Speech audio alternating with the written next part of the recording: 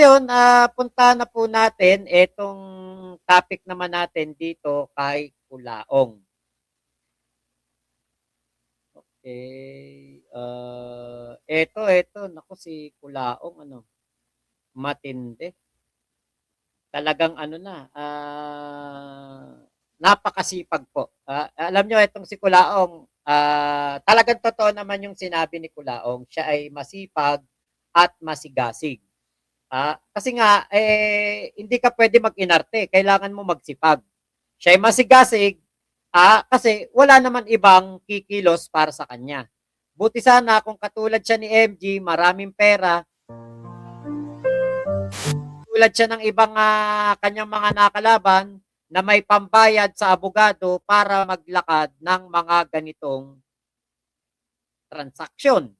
Katulad niyan, nasa Quezon City Regional Trial Court etong si Kulaong. At tingin ko, baka ito po'y nagbayad ng piyansa o kundi man, nagbayad ng utang. Ah, di ba? Oh, yes, oo. Namimiss na natin si Kulaong. Actually, napakahirap ngayon mag-vlog ng Kulaong kasi nga wala tayong makitang ginagawa ni Kulaong sa Sokbed. Hindi katulad noong live siya ng live na marami tayong nalalaman at naibablog patungkol sa kanya. Masipag pala siya. Yes, Kuya Henry. Bakit? Kailangan niya magsipag eh. Kasi wala namang siyang pambayad sa abogado para gawin niya ito. Katulad noon, nung nagbayad siya ng penalty. Naalala mo yon? Nagbayad siya ng penalty sa Supreme Court. Diba? Siya lang mag-isa ang naglalakad. Siya ang nagpapanotaryo.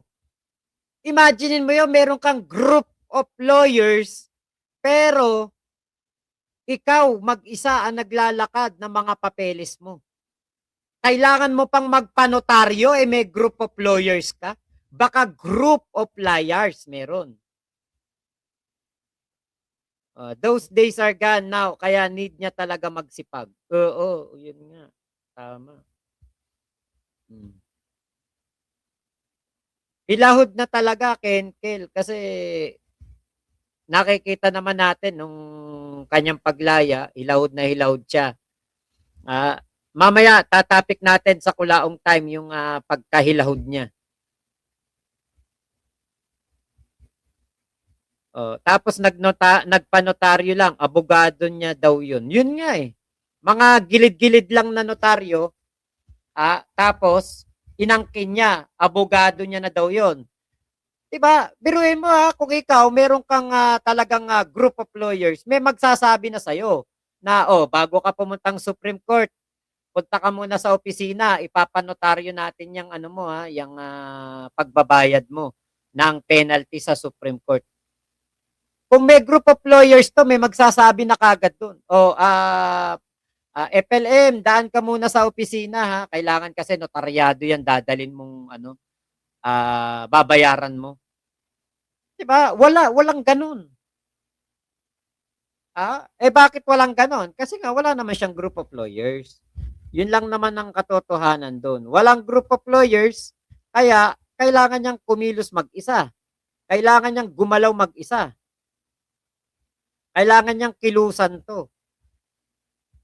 Katulad niyan, punta na naman siya ng Quezon City Regional Trial Court. Siya na naman ang naglalakad ng kanyang papeles. Siya na naman ang siya naman ang kumikilos para sa kanyang sarili. 'Di ba? Opo, Ate Cynthia, nakita ko nga po 'yun. Mamaya po topic natin 'yan sa Kulaong Time.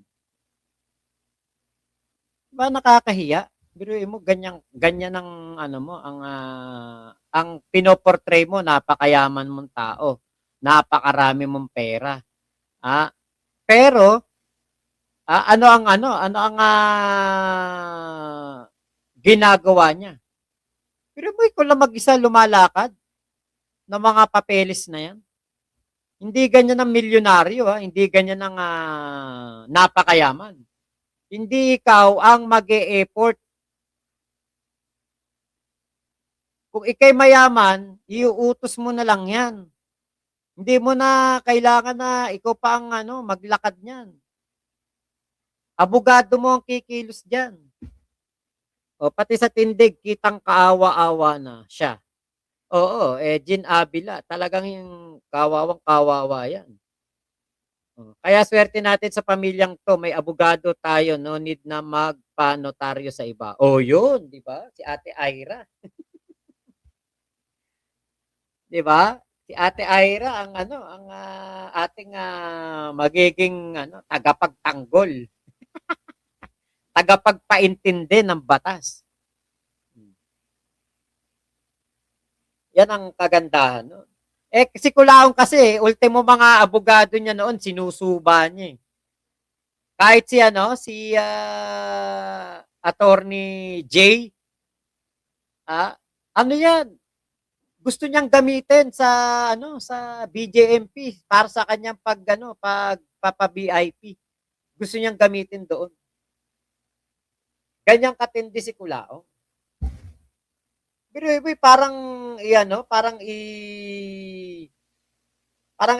ipapalapit niya etong ano, etong abogado niya doon sa isang warden para daw maano siya, yung ano, yung hindi siya kalabanin o kaya yung parang maging mabait sa kanya. Pwede ba yung ganun? Abogado? Pagagawain mo ng ganun? Ang abogado, ipagtatanggol ka lang yan sa korte, sa mga kaso mo. Pero kung ikay nakakulong, aba, hindi niya na problema yun kung gusto mo mag-VIP doon. Tahimik ata si Casper ngayon. Ano po, siguro pinagbawalan din ni Culaong. Kasi naiinggit si Culaong, si Casper pwede mag-live. Si Casper pwede mag-vlog tapos siya hindi. 'Di ba? Ah, yan si Culaong, matagal na po yang ganyan. Malayang-malaya si Casper ngayon sa SOCMED pero hindi nagla-live, hindi nagba-vlog. Bakit? Pag nakita ni Culaong yan, maiinggit. 'Di ba?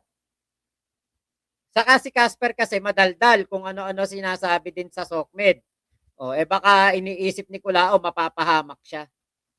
Saka yun nga, inggitero yan si Culaong kunwari, naka-live si Casper, nagla-live, eto, andito kami ngayon sa ano, sa ganitong lugar, ganyan-ganyan. Makikita ni Culaong, di maiinggit si Culaong.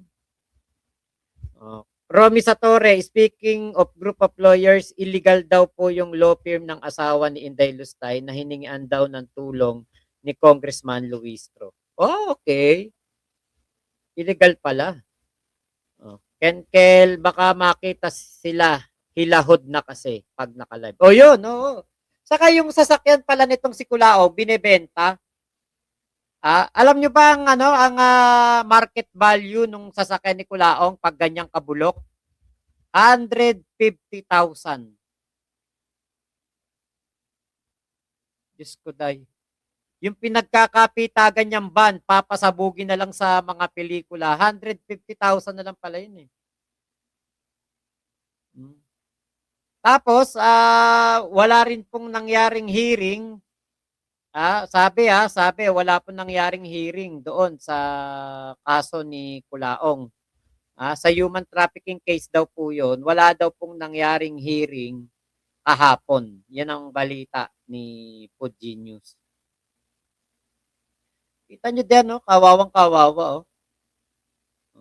Pero mo siya lang mag-isa naglalakad ng papeles niya. Tapos hanggang ngayon hindi makabili ng sombrerong maganda, ng sombrerong maayos, 'di ba? Hanggang ngayon hindi siya makabili ng ganun. Magkano lang naman ang sombrero sa New Era? 2.5 lang. Kung meron ka 1,000,000, magkano lang 'yun, 'di ba? Chicken feed lang sa iyo 'yun. Pero dito, yung gamit niyang sombrero, yung sombrero pa rin na mga sinusuot ni Casper, yun pa rin ang sombrero ni Kulaong. Kita mo yung tindig ni Kulaong, kawawang kawawa, aping-ape, talagang walang-wala na. Pakapitan natin ang talaba dito sa Hagonoy. Ay, mabilis ang return of investment niyan. Pag binili mo yung sasakyan ni Kulaong, 150K. Baka within 3 months, baka 4 months, 5 months lang, bawi mo na 150K kasi maraming kakapit dyan na na talaba. tahong. Magiging ano pa yan, bahay ng mga isda. Walang bibili ng mga sasakyan dahil sa taas ng mga langis. Nako etong sasakyan ni Kulaong, yung E150, alam nyo ba kung bakit nakipagpalit yan ng sasakyan? Actually, mamaya ko pa sana ito sasabihin sa Kulaong time pero iaano ko lang sa inyo. Ipipid ko lang sa inyo. Kaya po yan, nakipagpalit ng sasakyan dahil yung sasakyan ni Kulaong, napakalakas lumamon ng gasolina nun. Ang isang kilometro nun, isang litro nun, 2 kilometro lang ang tinatakbo. Ganun po kabilis lumamon ng gasolina yung E150. Kaya nga pag bumili ka niyan, para kang kumuha ng batong ipupukpok sa ulo mo. Dahil sa lakas lumamon ng gasolina niyan. Ford E150 yan na lumang-luma ng sasakyan. I think 2008, 2010, 2011 yan. Napakaluma na po niyan. Blow-by na nga yung makina niyan Kaya po ganun kalakas lumamon ng gasolina. Kaya nakipagpalit po yan sa sasakyan. Kaya mamaya mas natin, mas tututukan natin yung niyan. Yung issue diyan kay Kulaong mamaya po. Mas natin, lalaliman natin ang diyan, ang pagtatalakay. Kasi ngayon may ginagamit si Kulaong na puting sasakyan nakikita ko nang nakipagpalit o hindi niya muna ginagamit yung E150 dahil nga po napakalakas sa gasolina. Magkano na gasolina ngayon? Kanina nag-grocery kami ni Joy. Nakita ko 74 ang gasolina. Yung gas, unleaded. Do sa gasolinahan na nadaanan ko. Imagine niyo yun. Tapos sa bawat kilometro, sa bawat 2 kilometro, 74 ang magagastos mo. Di 700 kagad, 10 kilometro lang ang tinakbo mo. Paano kung traffic pa? Kaya itong si Kulaong, makikipagpalit talaga ng sasakyan yan. Doon sa isa niyang supporter.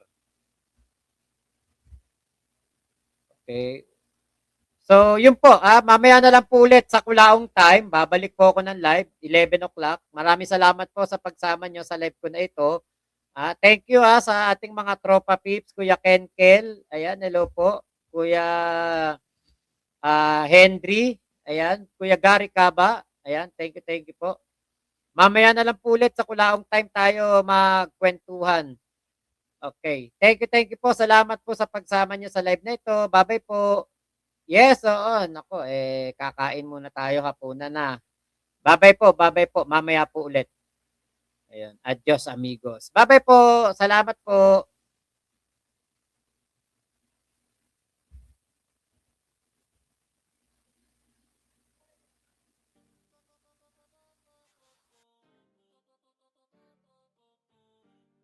Hey.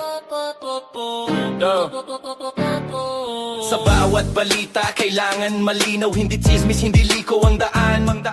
May boses na tapang, may isip na handa para sa Pilipino. Tamang info ang dala sa gitna ng ingay at fake na salita. May vlog na diretso, walang daya-daya. May paliwanag, simple at totoo para sa bawat tao. Hindi panik sa gulo, kundi sa kaayusan. Pagulad ng bayan ang laging dahilan. May critical na isip, may respeto sa batas. Kung ano ang tama, iyon ang lalabas. Hey, Mac Pablo, tamang info kada Pilipino. Mac Pablo, para sa bayan ito ang tono. Mac Pablo, boses ng linaw, boses ng totoo. Mac Pablo, para sa kaayusan. Sama tayo.